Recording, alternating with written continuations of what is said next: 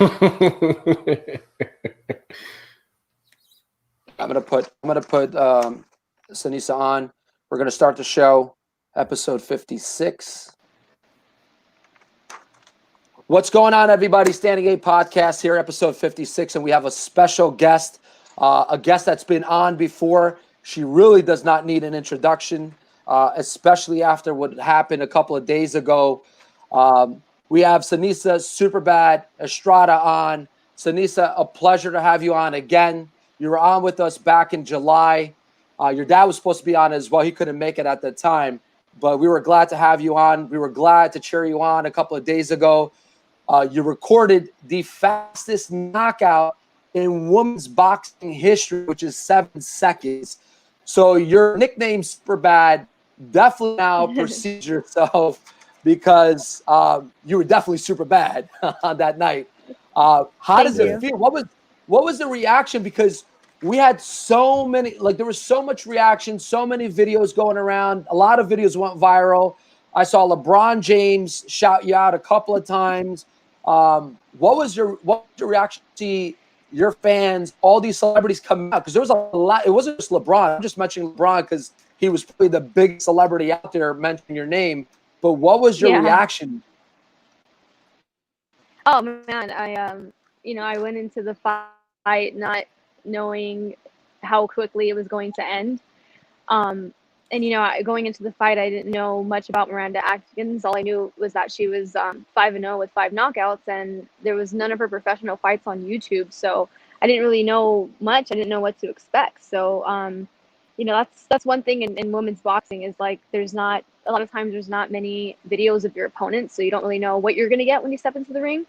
So that's kind of how it was, and yeah, I went in there and did what I was trained to do, and it ended way sooner than I expected. I spoke to Miranda a couple of days after the fight, and she just wanted to thank me for being so respectful and so humble after the knockout, and she said that she doesn't want anybody feeling sorry for her because she's a grown woman who wanted to step in the ring with me and wanted to accept the fight. And she was a little disappointed too to see like the negativity about the knockout because she felt that that it happens in men's boxing all the time as far as like mismatches and fights that fighters who go in the ring with top fighters who they shouldn't be in there with. It happens often. So we kind of had that conversation, and I was thinking to myself, like, that's so true. And a lot of female fighters who I've been talking to also agree with that. And so yeah, it was kind of confusing to see like, all the negative reactions. And it's like, is it because we're female fighters? Because this happens in men's boxing all the time. So something I didn't really understand. But I'm just trying not to pay attention too much to the negativity. And, it was great for women's boxing because, like you said, millions of people saw it. It went viral. With the negativity just comes the positive out of it as well. So. Yeah, absolutely. And I'm glad you brought that to light because it's something that has been on everybody's mind. Your camp recently received some negative press because of the fight. A lot of people felt that perhaps it shouldn't be a sanctioned fight, but that's not your fault. You're not the one who makes up matches. And especially a lot of people don't know. I mean, Jackie Calvo pulled out 2 weeks before the fight with a knee injury. I mean, it's very frustrating for you as a boxer because you're preparing for one specific boxer. And like you said, all of a sudden another boxer comes around and you have no videotape on them. You don't know what type of fight or fighter is going to come into that ring because it's hard for you to prep. So in light of all that negative press, I mean, how do you respond to something like that? What is your response to the people out there that are criticizing you for that fight? Yeah, I don't really say much. I don't go on social media and try to argue with people because it's not going to get me anywhere. All it's going to do is just get me in a bad mood and mess up my whole day. So, but yeah, it's not my fault whatsoever. I'm a fighter. I'm going to go in there and I'm going to fight, and I'm going to fight whoever, and I'm going to make my money just like any other fighter would. Like you said, I didn't know what to expect from Miranda. Golden Boy Promotions shouldn't be to blame. If anything, like Miranda said, she was like, if there's anyone to blame, it should be me for being so brave, for her being so brave. And, she said maybe she's crazy for accepting the fight with me, but nobody else should be the blame at all. so she takes full blame for anything that happened. Absolutely, absolutely. So I have Tiffanie Daniels here from Wyatt Promotions. She's the media coordinator. I know you know who she is. She's excited to be on. She definitely has a bunch of questions for you too. I want to give her the opportunity and as well the platform to have Tiffanie on and ask the questions. I know she's a great fan of yours as well. Tiffanie, Hi, Tiffanie. Great to have you on. Hi, Seniesa. How are you? Good. How are you? Thank you. Pretty good. Are you still working with Lauren? Was he your manager? I was working with him for a while, yes, but we're still friends, but we don't work together as far as inside of boxing. Okay, because I thought I was years ago. I was supposed to interview you when you were with him. So I was. Yeah, Lauren's. Yeah, he's awesome. I love Lauren. Okay, so I don't have too many questions actually. I know that you are planning on doing like a world championship fight at the end of the year, and you have Annabelle Ortiz and or Gomez on your radar. You know, what else have you been doing outside of, you know, like I've read somewhere that you were doing books. How's that going outside of boxing? Yeah, outside of boxing, yeah, I've been writing children's books for the past couple of years. It's something that I've always enjoyed doing. I just never really took the time to finish them. I was always procrastinating. But now during quarantine, I had all the time in the world, so I had no excuse but to finish them. And yeah, I'm really excited about them. They're all books about dreams and encouragement and confidence for kids. The age category that I'm going for is like ages 4 to like 10 years old. So going to be getting those published and working on illustrations soon for that. So yeah, I'm really excited about that. And then this week I just filmed a role in my first movie. So I'm excited about that. I play a fighter. I can't say too much about it, I don't think, but it'll be out either the end of this year or like early 2021. And just getting into more acting is something that I want to do as well. So yeah, the role this week was the start of my movie career. But yeah, boxing always comes first. So no matter what, when I'm in training camp, I don't do any type of acting or anything like that. So I'm strictly focused on the fight. So I'll be doing that type of stuff like on my off time. Okay, so one other question I got, and then I'll let the guys go have it. But I talked with Clarissa Shields about this. What is it that women can do to be more visible in the sport of boxing? Because, like you said, it's hard to see how great you guys are because there's not a lot of videotape. Unless something like this happens when everybody sees you knock somebody out in 7 seconds, it's hard to see women's boxing getting spotlighted as much as it should. So what do you think women boxers should do in order to get that spotlight on them to kind of like bridge the gap so that we can become your fans and get more people involved? I think the whole exposure part all starts with our promoters. And I think women being signed with big promoters is a start, and the promoters who do have big promoters who do have women signed should definitely take advantage of, you know, having each of our fights on TV every time we fight, and just making sure that they're promoting us properly, because that's where it all starts. And you know, the promoter is the one that is supposed to be doing those things as far as making sure that our fights are televised and people are seeing them. And then now with social media, it just makes like everything easier as far as exposure. But it definitely all starts with our promoter. So you know, hopefully more big promoters will sign women and make sure that like all of our fights are televised. I know for a while when I signed with Golden Boy, a couple of my fights weren't televised, and you know, wasn't my fault. But of course, I feel like they should definitely take advantage of having every fight televised to get their women as much exposure as possible. Awesome. Thank you. Thank you. Awesome. So before I open it up to the guest panelists, Tommy Rush and Courtney Tanner is actually overseas, and I know he was excited about this interview. I just got one last question. You know, obviously with everything that's going on in the world, how frustrating has it been for you as a boxer to get back in a ring? And how excited are you to be able to secure and procure your next opponent? Oh, it was so exciting to be able to get back in the ring. And of course, the whole opponent situation was difficult. We had like really big plans for me this year. I was going to fight Jackie Caldwell in March, fight Annabelle Ortiz for the world title in June or July, and then fight Yesenia Gomez in September for the WBC world title, and then also extend my contract with Golden Boy. So now that kind of all came to a hold, and then I had to take this fight with Adkins. But now next, we still want to go for that 105-pound WBA world title fight with Annabelle Ortiz. So the next time I fight, which will probably be in let's just say October, will most likely like 95% be with Annabelle Ortiz. So yeah, I just want to continue from here, go forward with those world title fights that I've been wanting.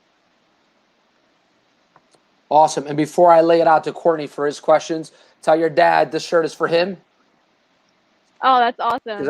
I know I've spoken to your father. He's a very great guy, and I know how much pride he has in you.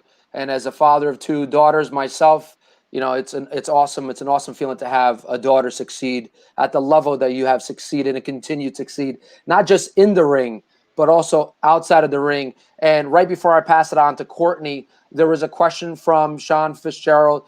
He's asking, will Seniesa be illustrating her own books? I'm sorry, what was the question? Will you be illustrating your own books? I know you had mentioned before with Tiffanie that you were writing books. He wants to know if you're going to be illustrating them. Will I be illustrating them? That's a good question. No, I will not be illustrating them. I can't draw. So I'm gonna leave the illustration part to somebody else. Yeah. Excellent. I'm going to pass it on to Courtney really quick here. Superbad, what's going on? How you doing, champ? Hi. I'm doing well. Hey, thanks so much.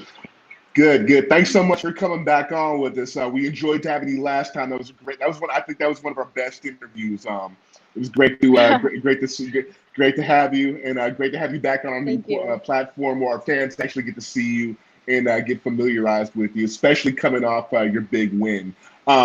We were talking about it last week, and I was saying I think those shots that you landed on Adkins would have taken out most male 112 and 115-pound fighters. Those were some vicious shots. So that was there's a lot of people with things to say one way or another, but I think that was amazing for boxing. Seeing how viral that went and seeing how everybody was talking about it. You know, you have people like LeBron James, you had other prominent world champions, and just pretty much everybody in the boxing community on social media who haven't had a lot to talk about since things have hit with the COVID, basically were, united and having something to talk about that was just sensational. So I think that was not only great for women's boxing, but that was great for just boxing as a whole. And just something, as far as the fans can coalesce around. So Thank you. Congratulations and just thanks for coming back so soon and just being at the forefront of this kind of like new normal within boxing. I think that's great. And I think that's totally going to carry the sport and the cause of women's sports even further. So we got your back. We got your back, and we just want to see you keep on doing it in the next level. Also, in relation to the last time we had you on, there was another female fighter who had a lot to say about you and had your name in her mouth, and that was Marlon Esparza. And we all saw how you handled that with her.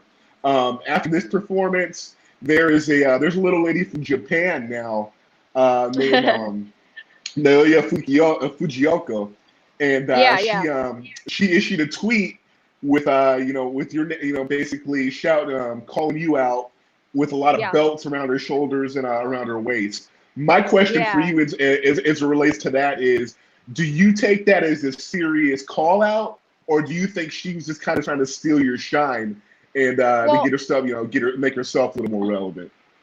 Yeah, I mean, all of a sudden after the fight, all these fighters and world champions and former champions or girls who aren't even champions have just like started calling me out of nowhere. But I think it's obviously because the attention that I got because of the performance. And actually, Nyoku, I think that's how you pronounce her last name. We actually offered her a fight first before she even called me out. So like 6 months ago, we were gonna fight her, and I think this was before the Esparza fight, and she just couldn't get a visa. And then there was one point where she wasn't training, so yeah. But I definitely we offered her the fight first, and yeah, she called me out. I mean, over I think it was Twitter, like you said, and definitely wants to fight me. She wants to come to the U.S. because she's never fought in the U.S. So I mean, I'd be willing to fight her, but first I want to stick to my natural weight class and fight at 105 and 108 pounds, and then yeah, and then I wouldn't mind fighting Nyoko once I have those belts. So a follow up to that is if she were serious about making the fight and was just like, yo, I want to do it now, I'll come down to 105. Would you give her the immediate shot? Or I know after the fight you said you had some other names that were pretty much in line to include a rematch with Marlon Esparza. Are those ladies who you mentioned after the fight, are they priority, or is the gentlewoman from Japan, if she were willing to come down to 105, could that be next? Yeah, if she's willing to come down, then I mean I'm not gonna say no. Like I'm willing to fight any world champion who's willing to accept the fight. So well, thanks again so much for coming on and filling our interviews. Like I said last time, you're very direct in responding to those types of things, and I think your attitude is pretty much old school. Is that anybody in there who's willing to get in there with you can get it. So thanks again for coming, and I'm gonna kick you to Tommy Rush, and because I know he's got some questions for you. Thank you so much. Hey, Superbad, what's going Hi. on? So a couple of questions that we got from our listeners and fans. Do you think, and this was kind of along the lines of what was being discussed earlier, do you think that female boxers should have female exclusive cards, in hopes to elevate in their draw? Yeah, I think that'll be really cool. And actually, I don't know if I'm supposed to say much about it. Well, I guess I could.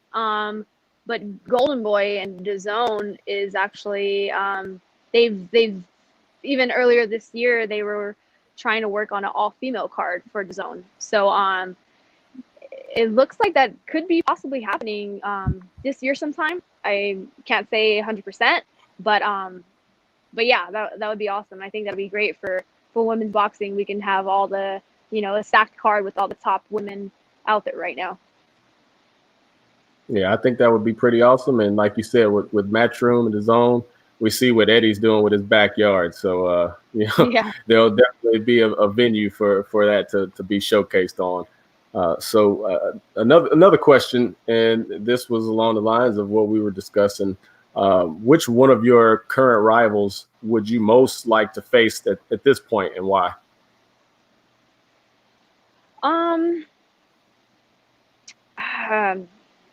I don't know. I like I said, I think just like any world champion who's willing to fight me, I'll be willing to fight. And then as far as like the whole Esparza rival situation, I told her we can do a rematch if she wants to fight me at 108 pounds. I had to go up and fight her at 112 because she wouldn't go any lower. That's the only weight she would take the fight at. So, I did it at 112. So now the ball's in my court. So if you want the rematch, come to 108. 3 pounds isn't too much of a difference. I think she can do it. So, yeah, whenever she's ready and willing to make 108 pounds, and we can also have a rematch. All right. And then lastly, before I kick it back to Gomes, tell us, I believe you participated in, what was it, Operation Progress? I believe it was in Watts, like last Tuesday. Tell us a little bit about that. Yeah, Operation Progress is amazing. I had such a cool, oh man, it was such a great day. So my friend, Lieutenant Mike Bland, works for LAPD, and about 6 of his partners, sheriffs, lieutenants, who work at the same station, helped start this program called Operation Progress. It's for kids who live in the Watts community. And there's this amateur fighter. Her name is Marilyn. She's born and raised in Watts, and just spending the day and going on a ride along through each of the Watts housing projects, which is mostly, just ruled by blood gang members, was just amazing to see how much craziness is going on during the day in those housing projects. And I grew up in East LA, so I'm familiar with all of that, but I didn't know that that type of stuff still happens like that, during the day, out in the open. And it's stuff that you don't see in the news. They don't show it on the media. And while I was there at the police department and at Maryland's house, there was 4 to 6 shootings in the projects while we were there during the day. And it was just eye-opening to see and to know that. So what Operation Progress does is it helps these kids maintain their grade point average. Either it has to be at 3.0 or higher. And basically a program where they send them off to boarding school to get them away from Watts. So Marilyn will be starting her freshman year of high school in Colorado Springs, and she'll be going to school right next to the Olympic Training Center, so she can train there as well. So she'll be spending her whole high school years there. And then her sister will be going to college at TCU. And it's all because of Operation Progress and these amazing officers who just mentor them and help them out with whatever they need. And I know a lot of people are saying defund police, but you don't defund these police officers, because they do so much for the community, and there's so much that a lot of people don't see, that so many amazing officers actually care about people in the community. That's absolutely awesome. Absolutely awesome. I know that was quite the experience, as you just shared, and good thing to take part in. So, Gomes, back to you, man. Thanks, Tommy. Yeah, and Seniesa, thank you so much for sharing who you are off the ring as much as you are in the ring. And I think that people don't understand, boxers and what they do outside of the ring. For example, what you're mentioning and what you're saying, it isn't just about your career. It's about stuff that you do outside of the ring and how you touch the lives of other people and how you guys care. And it's great to see you shed some light on your personality and who you truly are, because I think most people only get to see Superbad, but they don't get to see, you, Seniesa, Estrada. They don't get to see you. So, thank you so much for, shedding that light, for, getting personal and letting us know. We were supposed to have the two gentlemen that are the co-founder and founder of Crime Faces on. I found it very hysterical, the video that they did with the voiceover. They're not going to be on right now. Vin Major is going to be on, but I know that you have other things that you need to attend to. I'm going to just play a clip of a video that went viral literally minutes after your fight, so you could just see really quick, because I thought it was hysterical. This just happened. Ding, ding, fight night. Let's go. Bong, bong. All right, come on, get it together. Banzai! 7 seconds. She didn't even throw a punch. Who told her it was safe to do this? Bill de Blasio? She got smoked. She should have never been in the...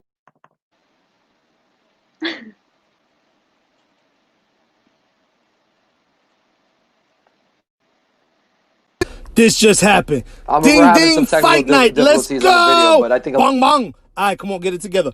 Banzai! 7 seconds. She didn't even throw a punch. Who told her it was safe to do this? Bill de Blasio? She got smoked. She should have never been in the ring. She's someone's mom. It says it on her shorts. The kids are with a babysitter, but she fell asleep before them. Drugged her. You can't put Staten Island Xanax stick bombs in the ring. What's that ribbon for? Bringing awareness to soccer mom's jaws? She don't know where she's at. She's in La La Land talking to her kids. Okay, I can hear it now. All right, Mike, good luck. Oh my God. So that's one video. That's one video of several videos. I mean, The Zone has a video that went completely viral that hit over 2 million views. But I just wanted to show, and shout out to obviously Miranda, Adkins, for stepping in the ring with somebody of your caliber, regardless, right? It takes guts and glory to get in there with somebody of your caliber, no matter what day of the week it is. So, Seniesa, always a pleasure to have you on. Tell your dad I say hello as well.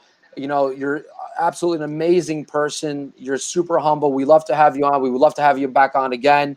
I know you have some things that you're going through right now that you have to attend to. We'll definitely be in touch. We'll have you, back on again when you get a chance. And obviously, Aaron sent me a text, so my heart's with you, and we'll talk very soon. Thank you so much. I really appreciate it, guys. Talk to you soon. Thank you. Bye. Awesome. Take it easy.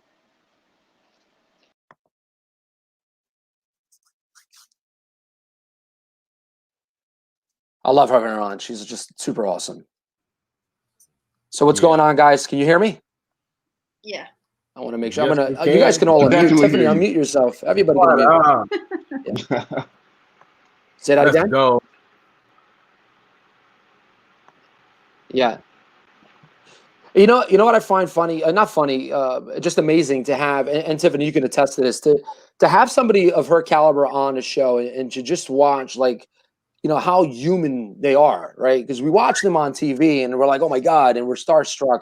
And then to have them on the show, like we've had many people on, many boxers before, women, women and men, and to watch how great their personality is, to watch how their kindness, their goodness out of their heart unfolds, on the podcast when we're talking to them, it's something amazing, and it's something that we can't put on, into words. And we've had a lot of guests on. This is our 56th episode. We had well over 25, 30 boxers on, and and it's not. I have to say, it's not. I'm not being biased because she was just on or brown nosing. She just carries this thing about her, like she just has this unique, genuine kindness and so and level-headed about her, that I find it amazing, to have somebody on, and makes our job so much easier to interview somebody like her because of who she is and what she stands for. So it's amazing. And Tiff, I see you more often now than ever before because you're in the real estate group with us. It's a pleasure having you on as well. So let's talk about a little bit about, some of the stuff that, some of the criticism she faced on, a lot of people are criticizing that.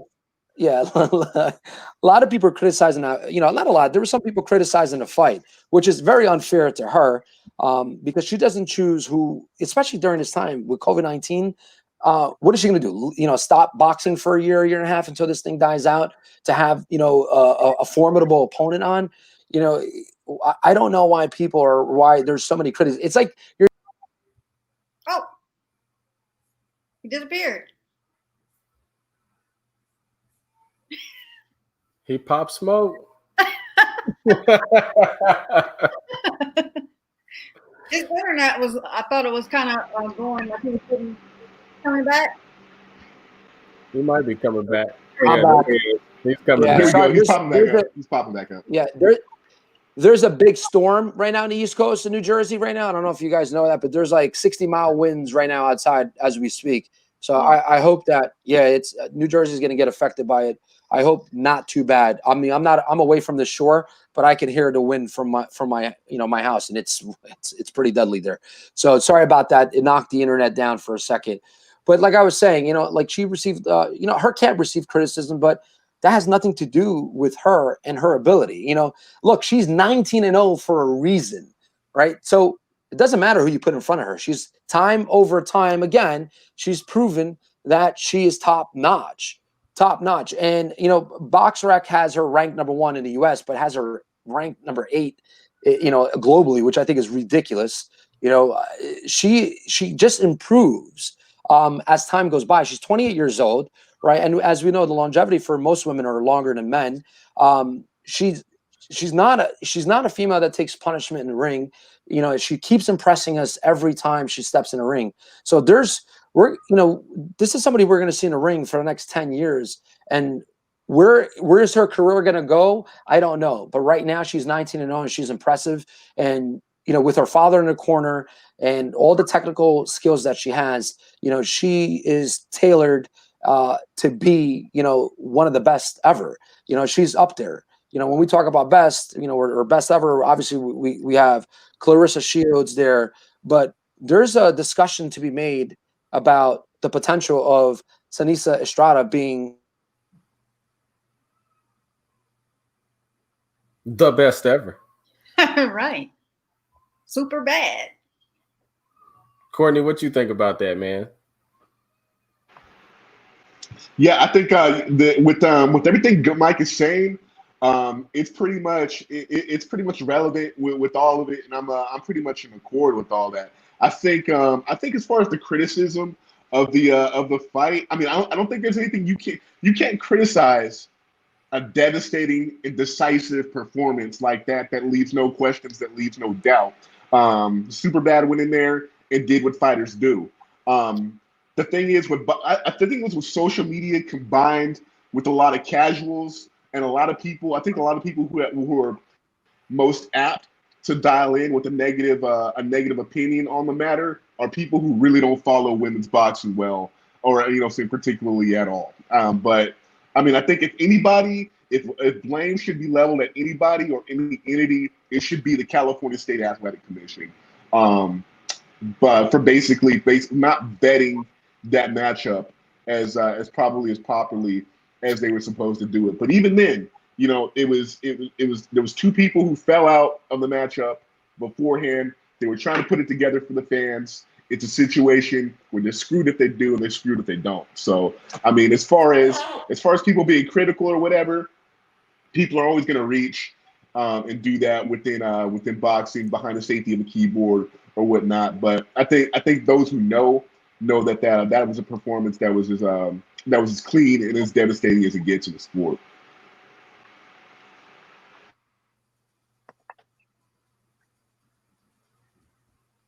Gomes, you back in? Guys, I got Vin Major from Crime Faces. He just patched on. I want to give him a couple of minutes to. I'm back in. Yeah. Yeah. I'm good. So I got Vin Major from Crime Faces. Vin, you just missed Superbad. She was on for the last 30 minutes. I did play your video that went viral on Crime Faces. She much appreciated. Her reaction was priceless. But you're back. You're on. I got Tommy. I got Courtney. I got Tiffanie Daniels on. Vin is part of the success of Crime Faces. I don't know if you guys follow them, but if you don't follow them, they're hilarious. They're doing a lot of great things over there, and he's a huge contributor to that success. Vin, you watched that fight. Obviously, you guys you put it on your Instagram account with the voiceover. But what do you think about Superbad in terms of her technical skills, who she is, who she represents, and who would you like to see her fight in the future if possible? Well, first and foremost, thank you guys. I appreciate you for having me today. I apologize for running late. I did get a chance to watch the fight, absolutely. I told you, Mike, how I felt. I mean, I think it was poor matchmaking, but in the times of a pandemic per se, it just comes with the territory. I don't think that was the best fit to present her best attributes and skills, but it is what it is. I guess she made history, I believe, to my understanding, 7 seconds, shortest knockout in the women's division in women's boxing. But I think like any other prospect or aspiring champ that's in the making, it's going to take a little time to see her develop. And when she's, really battle tested, we'll know where she stands. But hats off to her. It was a phenomenal knockout. That video within itself outside of Crime Faces went viral because she made a statement. Was I keen on the competition? Nope. But she does definitely pack the assets and skills to be a great champion in the future. So I'm looking forward to seeing what she has in store. Awesome, Vin. I appreciate it. She appreciates the love you guys gave her as well. And yeah, you're right. I mean, outside of Crime Faces, type of person, not to cut you off, Mike. I mean, this is a gritty sport, and I believe everybody, these rankings and moving up, a lot of times people just get thrown, any competition. Again, that void has to be filled right now. We're in a pandemic. It's hard to find somebody that qualifies to fight these cards, and people that have been out of the gym and haven't really had a chance to, go full throttle. But I mean, she has the skill set. I think it's absolutely there. So her future is extremely bright. And, hopefully we could work with her one day as well. Yeah, absolutely. Valid points. Tiffanie, who would you want to see her fight within the next 12 months in a perfect world? Let's say COVID-19 is gone. In a perfect world, who would you want to see her get into the ring? Let's say in the next 12 to 16 months. Well, I like that she said that she wants to become a world champion. So, you know, the people that's on her list is Annabelle Ortiz. I want to see her fight her for sure. And also, you know, maybe rematch with Marlon Esparza because, you know, like this thing, you know, if Marlon comes down, like she said, she comes down to 108, which she should because she lost, come on down and, you know, try to take her out. But I don't think it's going to happen. But that's who I would like to see because, you know, you go from Marlon Esparza to the lady she just fought, and it just seems really crazy. But, you know, you can't fault her because she's not a matchmaker. She's a boxer. You know, she gets in there to box, and she can't just take it easy on somebody because they have 5 fights. You know, anything can happen in boxing. That lady's coming to attack her, so she has to go after her. She can get knocked out. So I think she's getting a bad rap as far as that is concerned about. I'm like, dude, she's not the matchmaker. She's just a boxer. We don't, you know, they have jobs. So anyway, like I said, Annabelle Ortiz, I think she should fight in the next 12 months because she wants to become world champion. She wants to get that other strap. And then also, like I said, maybe Marlon Esparza rematch. Excellent. Yeah, good points. Good points. Yeah, and you're right. She's not the matchmaker. Her responsibility in the ring is to be exactly who she is, Superbad, and that's it. I'm going to digress here for a second. In light of recent news, we're going to switch gears and go on to another topic, which I believe is a great topic to talk about right now, considering the landscape of boxing and where it's at and where it should be. Danny Garcia and Errol Spence, that's official. And I mean, oh shit, I'm fucking excited. Right? Are we supposed to curse? Yeah, we could curse here. So we can do it the fuck we want. Yeah, so I'm super excited about that fight. Not just, you know, because we've been waiting, you know, for a good fight for a while, but I'm super excited because, you know, during a pandemic, we're gonna get that type of caliber fight on pay-per-view. They can get my money. I don't care. I'm gonna pay for it. I don't care if there's no fans or fans. So Tommy, do you think this is a good fight for Spence, considering the fact he has not been in a ring in such a long time? And Danny Garcia is no slouch. Like, this is a proven guy. I think this is more than just a good fight for him. This is a great challenge for him right now.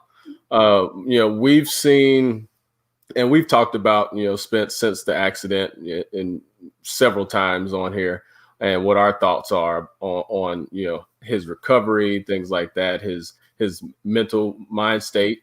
You know, we've seen and heard, you know, people kind of comparing it to Jermaine Taylor in some sorts. Sometimes, you know, there's been a lot that's been going on that a lot of people are concerned with him.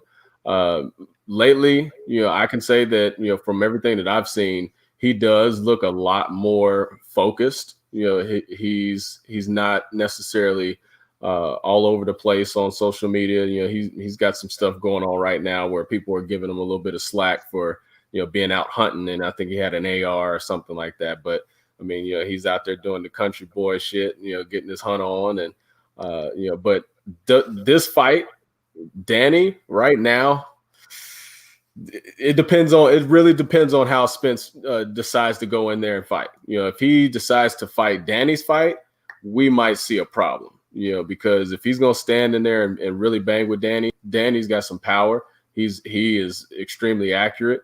You know, we do know that Danny fights flat-footed a lot of times. So if Spence can get in that ring and move around and look extremely sharp, I'd love to see him actually sparring, because we haven't necessarily really seen that quite yet. We've seen him working out, we've seen him doing things like that, but we haven't seen him actually sparring.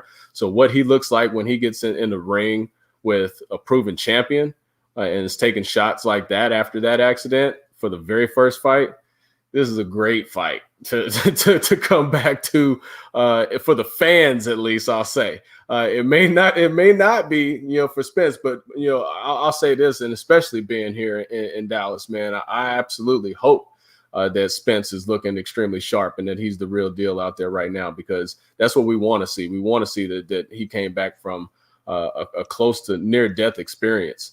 And he's able to bounce back and show us that, you know, the king of that division is back. So we'll see what's up with it, but it's going down and I'm ready for it.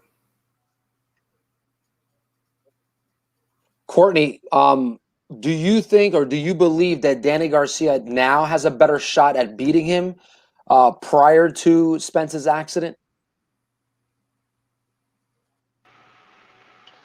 I think at this point you got to regard Danny Garcia as the favorite in the fight. I know that's a hugely unpopular opinion regarding how many fanboys Errol Spence has out there in the boxing community.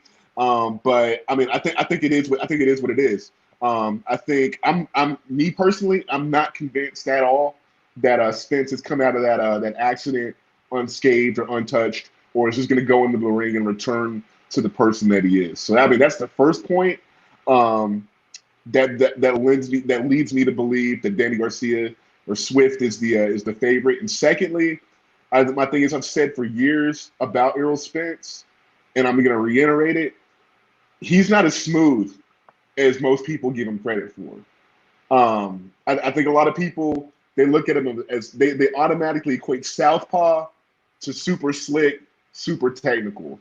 I don't think that's necessarily the case for Errol Spence. I think, I don't even think that's his strong point in the ring. I think, he's been able to leverage his size and his reach on a lot of guys. And we saw in his last fight where against Porter was somebody who really obviously didn't care about that and just came in and rushed him.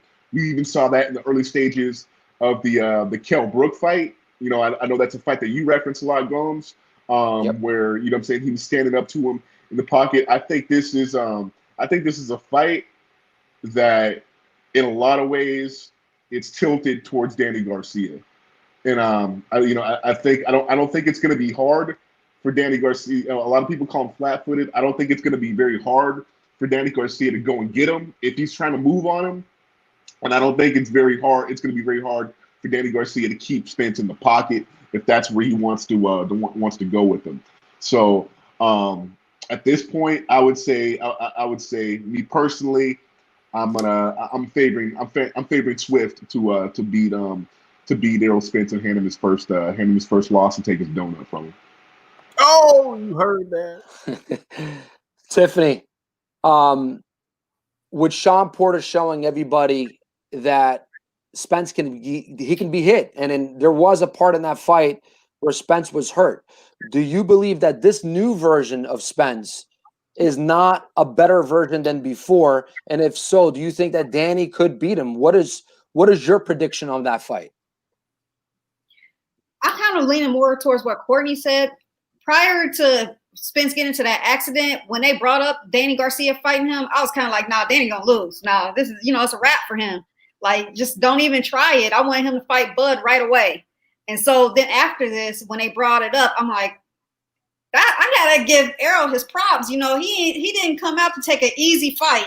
Danny, like you said, Danny is not a slouch. He got some power, and I thought it was risky, to be honest with you. I'm like, this is a risky ass fight for you to take on your first. We don't know.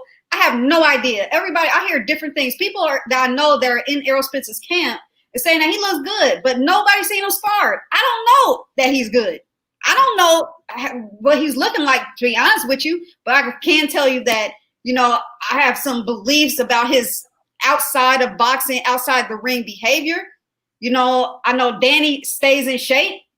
And so, that could pose a problem for Spence, in my opinion. But I'm excited for the fight. I want to see it. I'm kind of scared, to be honest with you. And I'm rooting for Danny to win, but I want him to lose only because I want him to fight Terrence Crawford. I know I'm biased. I'll be honest with you. I'm rolling with Danny on this one. I'm just going to do it. That's cool.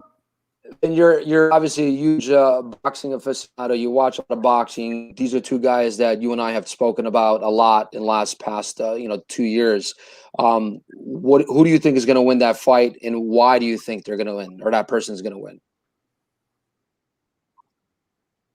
I'm with Tiffanie, by the way. I need that T-Bud Errol Spence fight. I think that's the fight that needs to happen. That's the dream fight. Mike, we spoke about this. I give the only advantage to Danny because if Errol happens to be damaged goods, if that first dog fight with Sean Porter really affected him, and of course the accident, I'm not personally the biggest Danny fan. I think he's a one-trick pony. That's my personal opinion. He has a devastating left hook. But I think if Errol Spence fights a very conservative fight and he doesn't get into a dog fight with him, I think it's a clear decision for Errol Spence. I think he just has much more in his toolbox than Danny. Now, Danny has a lot to lose. Prior to his last fight, you know, he was on a 2-loss streak, right? To my understanding, Thurman, and then Sean Porter. Right, I was at that Sean Porter fight, and I mean, listen, Porter roughed up Spence. It's very possible Danny could do the same. I just never really seen Danny in that type of dogfight where he's really bringing it to somebody. I feel a lot of times he just fails to pull the trigger, and I think if he did, then you know he could really make a statement. The kid has tremendous amount of power. And listen, if Errol is still feeling the post effect from his car accident and the fight before that, Danny very well may be able to hurt him. But I think and I think still Spence takes him, man. I'm going with Spence. If I'm betting the house, I'm still betting on Spence. Gotcha. Good points. D-Rock is on a private chat on Facebook. He says a loss for ES for Errol Spence doesn't mean he can't fight Bud. And D-Rock, I have to disagree with you. I think that if he doesn't, there's no reason why Bud's going to fight Spence if he loses to Danny Garcia. I think at that point, Bud moves on. And a lot of people are just, they're not like everybody's salivating from the mouth for that fight. And if he loses to Danny Garcia, you know, that tension, that demand for that fight goes down dramatically. I'm not going to want to watch it. You know, I probably would rather watch a Bud versus Danny Garcia fight over, you know, a Spence fight. And here's the reality. If we all know that prior to that accident, there's no question that Spence beats Danny Garcia. There is no question about that. We all know that. Spence is just one, he's a better fighter. He's more technical than Danny Garcia, right? And he can outbox Danny Garcia. If Sean Porter was able to do so, so will Errol Spence. The problem is we don't know what type of version Spence is going to be in after this accident. We haven't seen him spar, like Tiffanie said. And when you don't see guys spar, it seems like people are trying to hide what it is. And that's been the problem with his camp. It seems like things have been done very hidden and you know, inconspicuous, and people don't want to see what's going on. You know, perhaps it's because he's not the same guy that he was before. We know mentally he wasn't for quite some time because he was going on Instagram and posting stuff that made us question his mindset. And then he would go take that to Snapchat after basically they took his phone. So now it seems like his mindset is more focused, but we don't know physically if he's still the same Spence. If I'm the betting guy, I'd bet that after an accident like that, you're not going to come back and be you're not going to be the same replica as you were before. So that's, you know, that's a fact. I mean, you can't go through an accident like that and come back the same. So he might have lost a step or two. And if he has, then Danny Garcia, like Courtney mentioned before, where I'm leaning towards being the favorite in this fight myself. So I don't know. And then he's writing another question. They may end up fighting at 54 in 3 years. I don't know.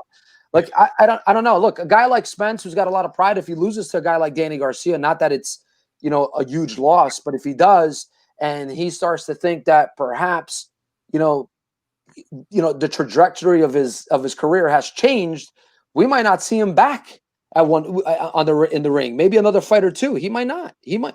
The psychological effect of losing to a guy that you know you could beat every day of the week, including twice on Sundays against Danny Garcia, that psychological effect could take a huge toll on you. And we've seen it. We've seen a lot of boxers who have not been able to recover psychologically after a loss like that. And in my opinion, I think that's going to be a huge psychological loss for Errol if he does lose. Now, if Spence comes back and he hasn't lost a step and he's the same guy that he was before, then Danny Garcia, he's going to have another loss. You know, and look, you don't have to put your head down to a guy like Spence. If he's coming back the same way as he left against Sean Porter, which I think Courtney, I kind of already knew that was going to be the type of fight that he was going to be in, a dog fight, because you know how Sean Porter is not a great boxer, but he is like a Tim Bradley type fighter. He's coming in shape, and he's coming in with a lot of desire to win. That's something nobody can knock Sean Porter for. In fact, his desire to win is probably going to get him into the Hall of Fame. Not first ballot, but it's going to get him in there because Sean Porter has given us a lot of great fights. A lot of great fights. You know, and that fight against Kell Brook, which he has a loss, was a lot tougher or a lot closer than it was. The fight against Keith Thurman, that was a close fight.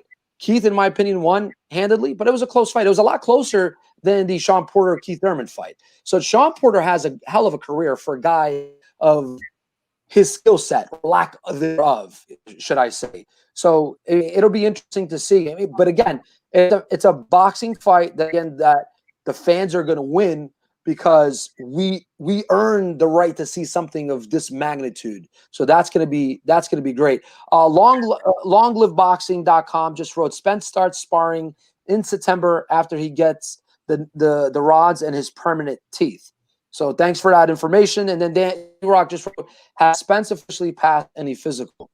I believe he has, actually. There was a report not long ago that he did pass a physical, but we don't know the truth and the validity of that physical, right? Or how extent it was. But if he's coming in to fight Danny Garcia, he's not going to, not out. Nobody is going to put their license on the line for a guy that's, not in a condition to be in the ring. So he definitely passed his physical to be in. Courtney, I'm going to pass the mic to you because you seem like you want to redirect. Yeah, I mean, a physical for what? I mean, this fight isn't even officially signed. Usually, physicals are done at some point when the licensing or the pre-fight. So, I mean, as far as a physical, then people basically floating that around. I'm kind of suspicious of that, because my question is, when's he taking a physical for out of competition? So, I mean, I think the answer to that is really not definitive right now. Especially in that, the fight isn't even officially finalized, between the two. Even though they've agreed in principle to take the fight. So, I mean, I'm not saying anybody's lying or whatever, but I'm saying as far as people floating it that, like, yeah, he's passed the physical, no, he hasn't passed the physical. I don't know. That, for me, that raises a red flag, because I mean, there's really, as far as the question of a physical, there's been no reason for Errol Spence to take a physical. So, I mean, I think that continues to shroud the question kind of in mystery, as far as where he is as far as his physical condition, or what the lingering effects have been of that car accident. And great valid point. There has been that mystery, and that's the problem I have with calling Spence the favorite coming into that fight. So, like, I agree with Tiffanie and all you guys. I have to give Danny the nod as far as being the favorite. But time will tell. And I was under the impression that fight was already officially signed. So time will tell.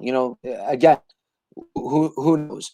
Is there any other upcoming boxing fights you guys excited to watch? Tommy, anything coming up down the pipeline that you're excited to watch? Man, I'm excited to watch every damn thing right now. Shit, the way boxing has been popping off, shout out to Bob Arum. He's, we know that some of these events and some of these fights haven't been the greatest. However, it's on, and he came out and he said from the beginning, I'm putting boxing back on. I don't care how big your name is. If you ain't ready to get out there for the people that need this right now, you taking the back seat. And he did just that. So, I can respect, Arum for what he did in that regard. And now we're seeing PBC starting to get back in the mix. We see, what Eddie's doing with the backyard, with the zone. He's trying to make some moves there. I'm excited for everything that's about to come. I mean, we just saw, a number of great fights that, over the last couple of weeks. There have been some pretty competitive bouts that have been on. So, I mean, just keep bringing this shit, man, because we're ready for this. I'm ready to get back to some fights. Like, can we get this Corona shit over with so we can get back to going to fights and enjoying it the way we really need to? Because, man, I mean, I'm ready to see Tyson knock out Roy Jones. That's what I mean. Good grief. And I mean, they announced that they had some rules to that, where they say if they look like they're even going for a KO, that they're gonna stop the bout. Well, I've already said they should stop that shit right now if that's what's going on, because we already know that Mike's not about to come in there and look for some jabs. He's not about to come in there looking to play around. Every shot is gonna come with bad intentions, regardless of if he's 54 years of age or not. He's still looking crispy with those, and it don't take much to put Roy Jones on night time. Courtney, this question is for you, because there's been a lot of back and forth. I read another article the other day that the Teofimo Lopez versus Lomachenko fight is really not official. And it's pissing me off because Teofimo has been very vocal. And from what I read from a very reputable source, it seems that an offer was made for 1.2 million, which is the highest payday for Teofimo, and apparently his camp has declined. What have you been hearing from your sources? Yeah, I've read the same thing. I've read the same thing, and I've read that at this point, it's pretty much Teofimo is on the side of he's not going to take the fight, and he's going to go ahead and move up and wait. But I mean, nothing has been solidified either way. As far as like him saying he's not going to take the fight or he is going to take the fight. But as far as the offer that was made on the monetary side, Teofimo Lopez has been pretty adamant in saying is that, you know, in relation to what Lomachenko is going to get paid, him bringing a belt into the equation, and for as high profile as the fight is supposed to be, and anticipated as it's supposed to be, he basically has said that amount of money is an insult and it's short money. Bob Arum on the other end has pretty much said, listen, with this with COVID-19, with the matchups that were supposed to be huge before this kicked off, and then turning around and trying to reschedule these matchups and do them under modified circumstances, as far as the venues, as far as the lack of ticketing, as far as these guys coming in on shorter notice and not getting full camps and stuff like that. He's basically saying, as far as Bob Arum is saying, that if these guys want to take these fights and they want to be at the forefront and pretty much getting boxing backing up and going again, they're going to have to sacrifice a little bit on their end as far as the purses and stuff like that, because there's no revenue coming into boxing right now. The only revenue coming in is basically the networks kicking down some of the advertising they're getting for the slots that are on TV. But as far as these site fees they're getting from the major casinos, as far as basically investors coming in from the outside, the money is just it's not there. It's not there as far as the revenue being brought in. So that's what Bob Arum is saying, as far as he'd like to pay these guys more, but as far as what we're looking at right now, 1.2, 1.5, that's all he can really do for Teofimo Lopez. And I mean, Teofimo is obviously, I can see where Teofimo Lopez's angle, and that he's like, hey, listen, you know, people have been talking about this fight going down for the better part of a year. And, you know what I'm saying, I'm the other half in this fight coming together, in a fight that a lot of people want to see. So, I mean, I need to make sure I get paid right. So, I mean, but at the same time, too, I've said it before, ever since this COVID has kicked off, I think mentally Teofimo Lopez has not been as keen to fight Lomachenko as he was coming off the fight that he had against Comey. I think coming off his win against Comey, he had momentum, and I think that it would have been a very different story had he been able to get in with Lomachenko right after that. But I mean, since the thing is with the COVID, with being out of training, because with the Teofimo's past difficulties in making the 135 limit, and just with some of Teofimo's own health things he's been going through, as far as him being asthmatic, as far as him being high risk, as far as him being basically shuttered away through this whole thing. I think that's I think that's really soured him on the prospect of going in there with Lomachenko because of the uncertainty about it all, and coupled with the fact that Lomachenko hasn't even really been in the States, and we don't really know the status of what it's going to take to get Lomachenko into the country, because international flights really aren't going like that right now. So I mean, there's a lot of uncertainty. There's a lot of smoke and mirrors. That's pretty typical you get with Bob Arum when they're trying to make a big fight on the top ranked side of things. But I mean, from what I personally see, I don't think this is going to fight that's going to happen. I think there's too much haggling. There's too much horse trading in this, and then it's just going to be where either Lomachenko is going to go in another direction, because he was already talking about going down to 130 for more lucrative fights. Teofimo was already talking about going up to 140 because that's where he naturally should be. So I think this is going to be a situation where both guys, they just move in different directions that are opposite of each other.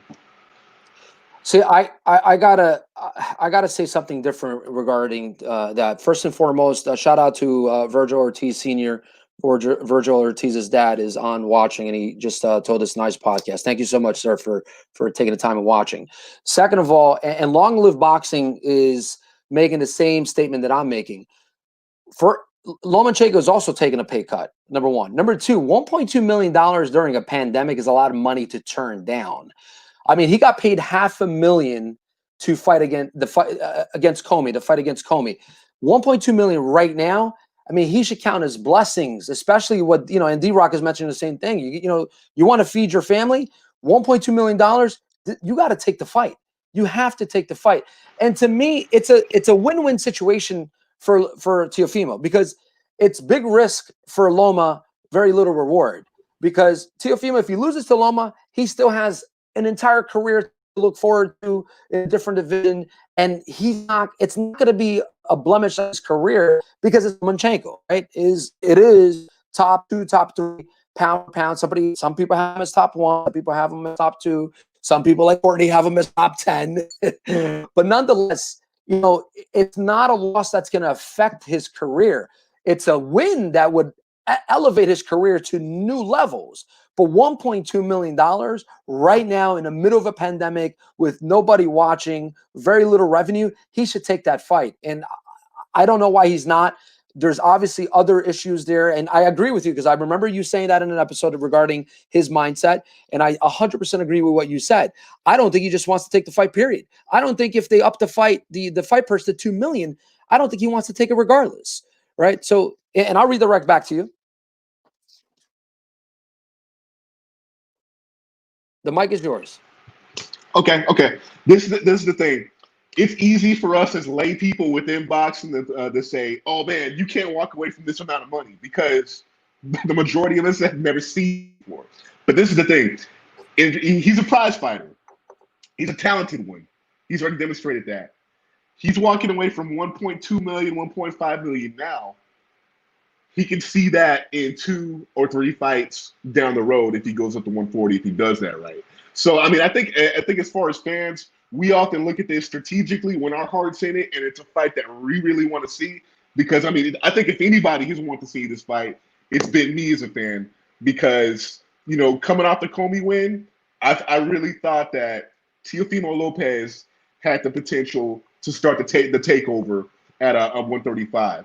And, I thought that was going to be an instance where he was clearly going to show the boxing fans and the boxing public that Lomachenko is punching above his weight class at 135.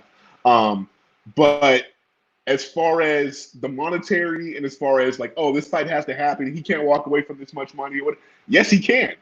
Because, he can walk away from a $1.2 million opportunity to get 2 or 3 $500,000 opportunities at 140 in title fights. So, and the thing is, people say, oh, because of who Lomachenko is, a loss really doesn't affect his career. A loss always affects the trajectory of your career. Some people on a different trajectory coming back from a loss and can rebound from it better than others. But not everybody is Canelo coming back to be, basically be bigger than they were coming off a Floyd-like type loss. I think that looks a loss in that scenario with only Teofimo Lopez. The Lomachenko looks significantly different as far as his prospects. Because I don't think Lomachenko is regarded as as highly as a Floyd type person would be. As far as the exposure, as far as the pay-per-view, as far as being out there, as far as the fight being that big, as far as the part of the fight being that huge. So I think Teofimo is coming in and saying, yeah, I am assuming a lot of risk fighting Lomachenko, being at the status that he is right now, being is that I really shouldn't even be at 135 still right now. So, I mean, I think, like I said, I want to see the fight. I'm with people on their disappointment if Teofimo is going to walk away from this, but at the same time, I can't I can't be critical of Teofimo on the business end because I feel like Teofimo has been he's been calling for the fight out the gate. Lomachenko pretty much was dismissive of him, saying, "Hey, you need to come with a belt." And then he gets a belt, and all this happens. So, I just I empathize with where Teofimo is on that. I hope his mind state. I hope where he sees this personally does come back around to being focused on legacy, to being focused on the fans more than being focused on anger about the situation he's in and looking at the monetaries. But I mean, I'm a realist in boxing. It usually shifts to the monetaries and the business side and the opportunities he has in there. So I mean, I think that's an unfortunate part of the game, and I think that's an aspect of it that's going to affect this fight actually happening between Teofimo and Lomachenko. Tiffanie, what's your take on that fight? I mean, first and foremost, who do you think would win? And number two, do you think there's any downside to Teofimo taking that fight, considering he's going to get 1.2 million? I wanted that fight to happen so bad. I was actually going for Teofimo. Like I've been impressed with what he's been doing in the ring so far up to this point. And I'm like, oh, this guy is really going to hurt Lomachenko.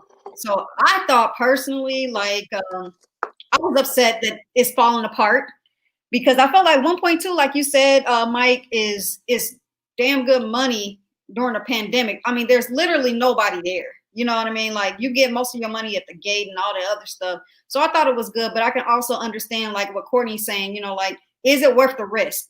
Like, is it worth the risk just to get this, or do I wait? We wait it out and fight some other people and still get that amount of money without the risk. So I can agree on both sides as far as that, but I really want to see that fight as well. Vin Major, he's your boy. He's from Brooklyn. Teofimo, call him up. Tell him take the damn fight. What do you think? What do you think is going on? Do you think there's any risk? Should he be taking that fight? Should he not take the fight? Do you agree with Courtney Tan regarding what he said as far as maybe there's more upside for him not to take the fight and potentially have bigger paydays in the future? Game where, I mean, the Canelo Mayweather theory, I agree with Courtney. It doesn't usually apply all around the board. You could go get 3 fights at $500K a pop, shop yourself and still be a cash cow and build your name up without taking that risk fighting somebody like Lomachenko. I love Lomachenko. I think he's, top 3 greatest of this, the last 10 years. But I think anybody that gets in there with Lomachenko is in for a different fight. And granted, like you mentioned before, we are in a pandemic, so any money is good money right now. But you never know. They might have a different plan for him for the future. A lot of these guys, they shop their donuts. Anybody that's undefeated fighter, they automatically have this bigger perceived value. That's just how the boxing game turned into. But we're all in it to see great fights. That's what we want. We never take into account that these fighters put their lives on the line. They're looking to get the big paydays because the next fight is never promised. It's a risky business. But I can't blame the Brooklyn boy, man. He's out there just making, and I'm sure him and his advisors are making good decisions for him. And if the fight happens, I'm tuned in. If it doesn't happen, he still has a bright future. We still have 10 years ahead of us to watch him fight. So either way, I think more or less, though, for Lomachenko, this is his time, man. He's in a transitional stage where he's not getting any younger. So if he could acquire any big money fights, this is now. Unfortunately, we are dealing with that pandemic, a lack of gate revenue, a lack of fans in attendance. But I also think on the upside, this is the time that boxing needs to take on what MMA and UFC's been doing and gaining exposure to different demographics that haven't really been involved with these sports. So seize the opportunity to, focus a little more on the marketing aspect and getting new people tuned in because, the well's kind of ran dry on content on sports and people just want to see stuff exciting while everybody's in lockdown. So this fight, we love it as boxing fans, and I think it would make for a really exciting fight, but it's a hope game. Getting the perfect fights is always a hope game. So if it happens, I'm tuned in. If it doesn't happen, I'm still looking forward to both of their careers. I want that fight right now, damn it. Now. I'm a cat. Damn fight. Hey, and just like Daniel just mentioned in the comments, he said that would take into account that Lopez has been screaming for this fight, and when it became real, he took an exit.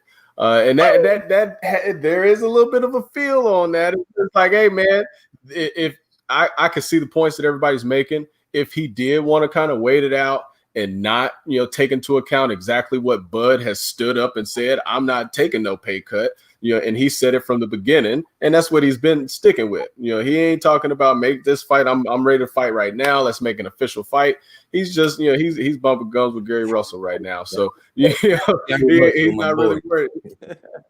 Yeah, he ain't worried about it right now. He's like, hey, hold on, wait till I get free. So if that's what Lopez actually wanted to do, then just lay low, bro. Don't get into all of the Twitter beefs and all of that, because now you coming with Twitter fingers. Now you Twitter fingers, man, and now you're ready to bounce. So I do think that, just like you all said, no gate, that should have been taken into consideration on his side, on Teofimo's side, that this may not be exactly what you wanted to get in the purse, but it's a damn good purse, like you all said. It's during a time where there are no fans there to support it, and you could be in the limelight, just like Vince said. A lot of people could be getting exposure to you as you're on your upward trajectory throughout your career. Even if this was a bang out fight and even in a loss against Lomachenko, that's nobody to hold your head on, and you could still be coming out winning on this. So either you should have yeah, please don't back out. Please for boxing's sake, please don't back out. Take this damn fight. Understand that we need you to take a little bit off and jump in that ring and do your business, bro. Otherwise you about to catch some hell. Absolutely. Ladies and gentlemen, thank you guys again. Thank you for your time. Tiffanie, Daniels, thank you for your time. Courtney, for those who don't know, Courtney's overseas, and he always takes his time to be on the podcast. Shout out to Courtney for serving his country. Tommy, thank you. Vin Major from Crime Faces and the entire Crime Faces family, and more importantly and most and foremost, Seniesa, Superbad, Estrada. Thank you so much for taking your time from your family and being on once again. It's her second time back on the podcast, and I'm sure it's not going to be the last. I'm sure we'll have her many times in the near future. Episode 56, a wrap in the books. Guys, have a great night. Stay safe, especially if you live in the East Coast. There's a big storm going on right now that's going to carry into tomorrow. I'll talk to all of you soon. Thank you, buddy. Thank you, guys. Have a good night, everybody. Later.